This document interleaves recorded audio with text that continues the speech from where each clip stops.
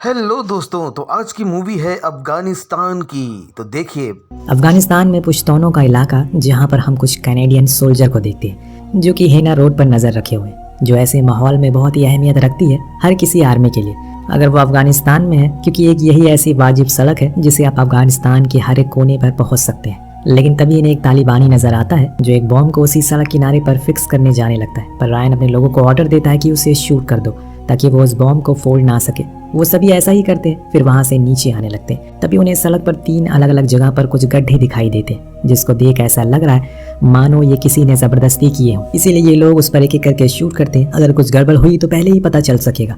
पहली बारी में कुछ नहीं हुआ, दूसरी में भी कुछ नहीं होता, लेकिन तीसरे में एक जोरदार धमाका होता है जिससे ये सभी अपनी जगह से दूर जाकर गिरते हैं। लेकिन ये असल में तालिबानियों की चाल थी, इनकी लोकेशन को पता लगाने के लिए, जो कि अब पता लग चुकी है। इसीलिए वो सभी अब इन पर हमला करना शुरू कर देते हैं, जो कि इनकी तादाद काफी कम थी और मोस्टली इनमें स्नाइपर ही थे, इसीलिए इनकी जान के लाले पड़ जाते और ये सभी वहां से नीचे की ओर उतरने लगते हैं। इस बीच इन्होंने अपने बेस पर भी सब कुछ बता दिया, जहाँ बैठी जेनिफर नाम की लड़की ने अपने सीनियर को बुलाकर अपडेट किया और कहा कि उन लोगों के पीछे अब तालिबानी पड़ चुके हैं और हमें वहाँ पर एयरक्राफ्ट भेजना होगा, पर वो अभी भी होल्ड करने को कहता है। इस दौरान ये लोग भागकर नीचे आ गए, जहाँ इन्हें एक गाँव दिखा, वहाँ पर कुछ सिविलियन भी थे जो कि उस बीहड़ में छोटे से कस्बे में रहा करते। तभी रायन के सामने एक बूढ़ा शख्स आ जाता है जिसकी आंखें बहुत ही अजीब सी थी। वो अपने सामने पड़े एक ग्रेनेड को उठाकर दूसरी ओर फेंक देता है और इनसे कहता है, चलो मेरे घर चलो, वहाँ आप सभी सेफ है।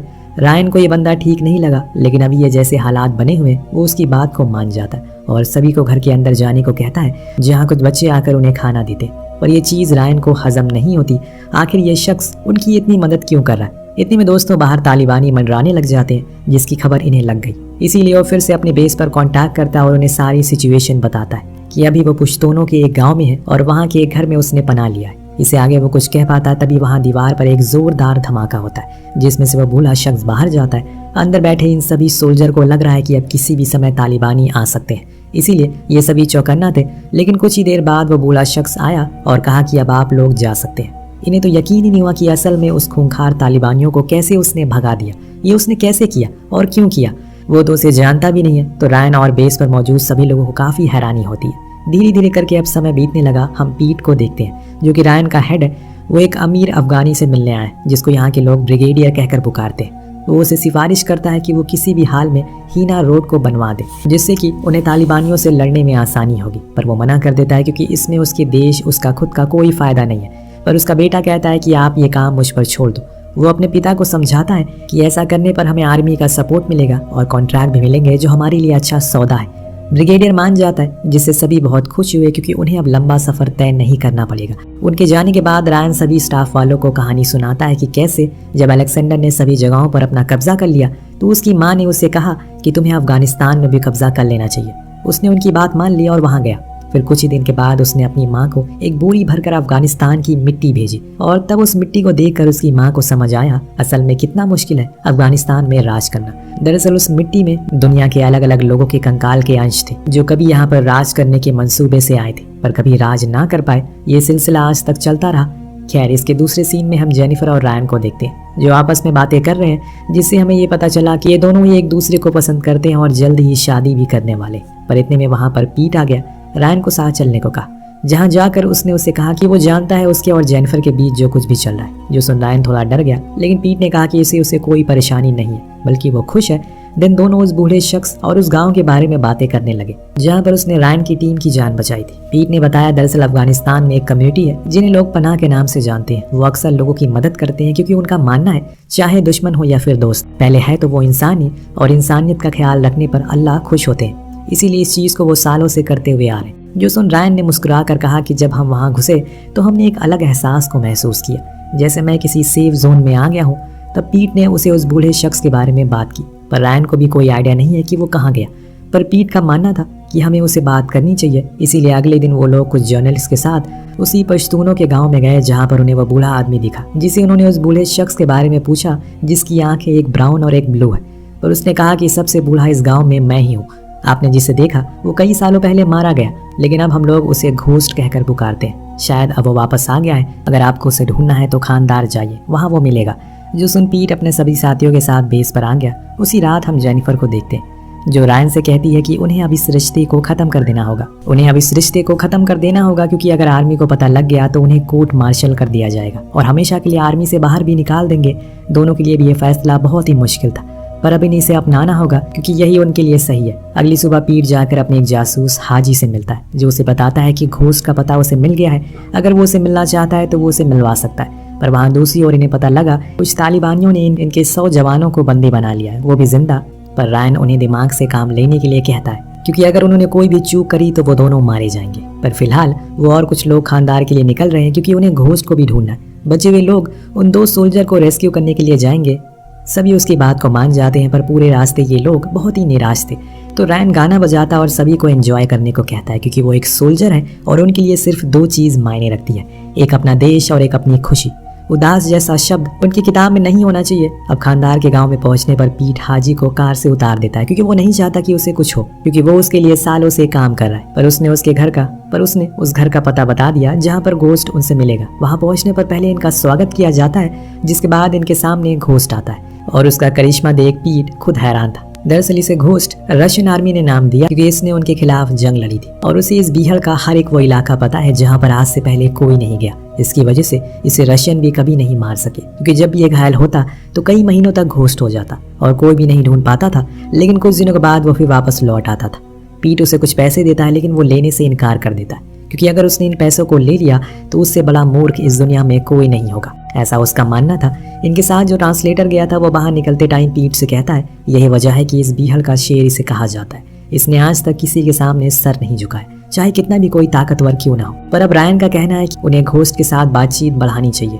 वो उनके लिए बहुत ही काम का आदमी है। लेकिन तभी इन पर तालिबानी हमला कर देते हैं जिसमें कई सारे मासूम लोग भी घायल हो गए। पर इन लोगों को ज़्यादा कुछ नुकसान नहीं हुआ, इसीलिए तुरंत ही कार से बाहर आ गए और फिर वहाँ से भागने लगे।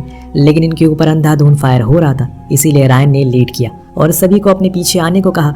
वहाँ वो एक तालिबानी को बड़ी ही चालाकी से शूट करते हुए आगे बढ़ रहा था। अब इन्हें किसी भी हाल में रोड तक पहुँचना है, जो कि ये कुछ देर में पहुँच भी जाते हैं। पर ये अब यहाँ से बेस तक कैसे जाए क्योंकि सारी कार्स तो खराब हो चुकी है। तभी हाजी इनके लिए एक ट्रक लेकर आता है और खुद की जान की बाजी लगाकर इनकी जान बचा लेता है। और बेस पर पहुंचने पर रायन सभी के सामने जेनिफर को आई लव यू कह देता है। हालांकि कोई उन्हें देखता नहीं है, पर इससे ये पता चल गया कि उस रात इन्होंने जो फैसला किया वो अलग होने का, वो शायद मुकम्मल ना हो सका।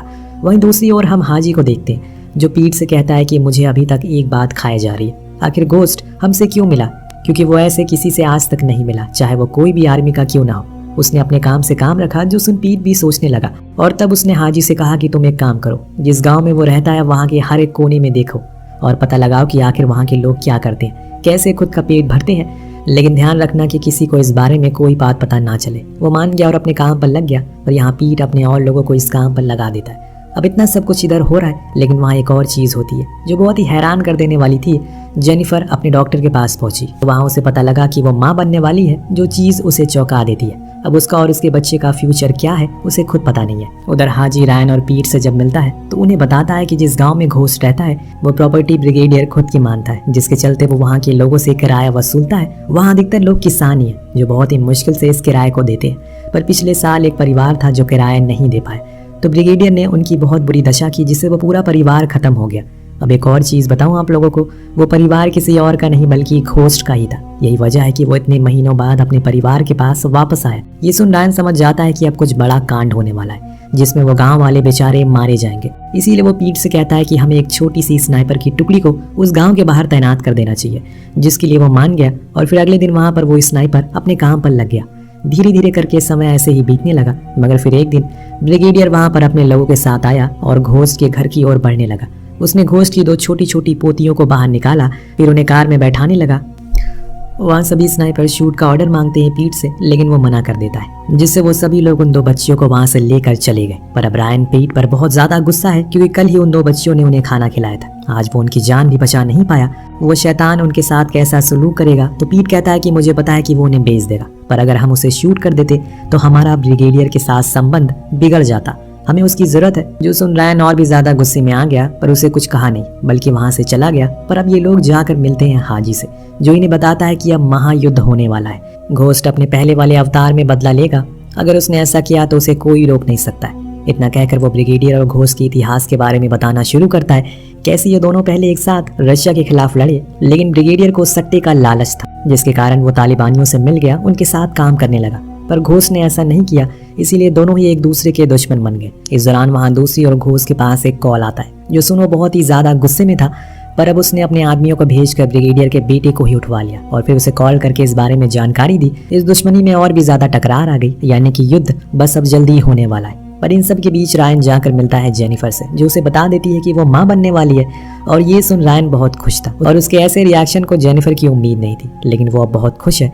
उधर पीट जाकर मिलता है जनरल से, जो उसे बताता है कि ब्रिगेडियर अब उनके लिए खतरा बनता जा रहा है, क्योंकि वो तालिबानियों से मिला हुआ है, जिसके कारण हियाना रोड का काम नहीं हो पा रहा है। तालिबानी बार बार उसे पैसे खिला रहे हैं, पर अगर हम घोष के साथ मिल जाएं तो हमारा काम आसान हो सकता है। जनरल को भी ब्रिगेडियर के खतरे का अंदाजा है, इसीलिए वो मान जाता है और इसीलिए पीट अब जाकर मिलता है घोष से। उसकी आर्मी अब उसकी मदद करने के लिए तैयार है। दरअसल कल हियाना रोड की ओपनिंग सेरेमनी है, तो हम चाहते हैं कि तुम वहाँ पर आओ, पर घोष मना कर देता है, ये कहकर कि वो इतना बड़ा आदमी नहीं है और ना ही इस काबिल है।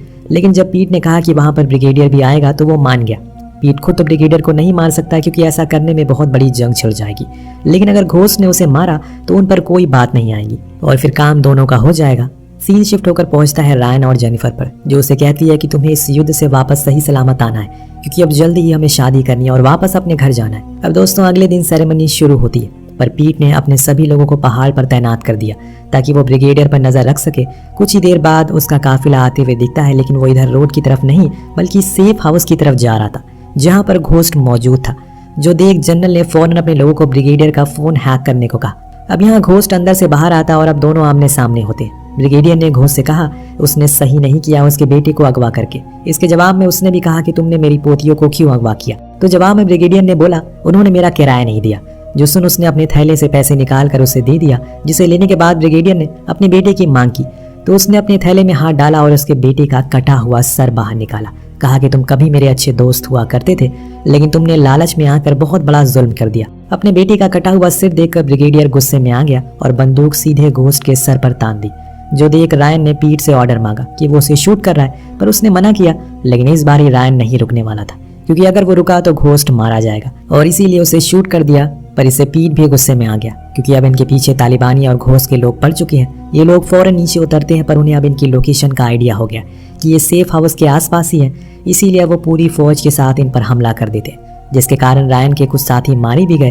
पीट ने उससे कहा कि वो थोड़ी देर कहीं छुप जाए, तब तक वहाँ आर्मी भेज रहा है। पर रायन ने उसके हालातों को देखकर समझाया कि अब कोई फायदा नहीं है, क्योंकि अब सिर्फ वो और घोस्ट ही बचे हुए हैं, इसीलिए मेरी बात सुनो।